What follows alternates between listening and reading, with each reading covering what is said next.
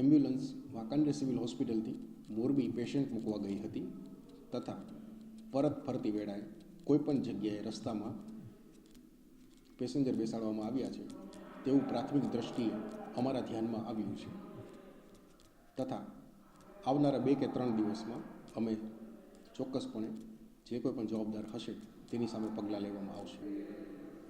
અમારી તપાસ હજુ સુધી ચાલુ જ છે તથા ડ્રાઈવરની આજે રજા છે। ડ્રાઈવર આજે રજા પર ઉતરી ગયેલ હોય વિડીયોમાં જોવા મળતી વિગતો મુજબ કે વિડીયો બહુ જૂનો નથી, 2 કે 3 દિવસ પહેલાંનો જ હોઈ શકે છે। મારું નામ જયેશ ભોજુભાઈ શાહ। એમાં સાહેબ એવું છે કે હું અહીંયા વાંકાનેરથી પેશન્ટ લઈને ગયો હતો મોરબી। નાનું બાળક હતું, પડી ગયું હતું, પગ ફ્રેક્ચર હતો અને મોરબી સિવિલ હોસ્પિટલમાં મૂકી અને રિટર્ન લજાઈ ચોકડી થઈને આવતો હતો। લજાઈ ચોકડી હું ચા પીવા ઊભો રહ્યો। અહીંયા ચા પીવા ઊભો રહ્યો એટલે ચા પીવા ગયો। ચા પીને અને આવતો હતો એટલે 2 ભાઈ હતા, એક વૃદ્ધ હતા અને એક બીજા હતા। એ એમ કીધું ભાઈ તમે આમ જો જાતા હોય તો અમને હળમતી સુધી લઈ જાઓ, મને પગનો દુખાવો, હું ઊભો નથી રહેતો।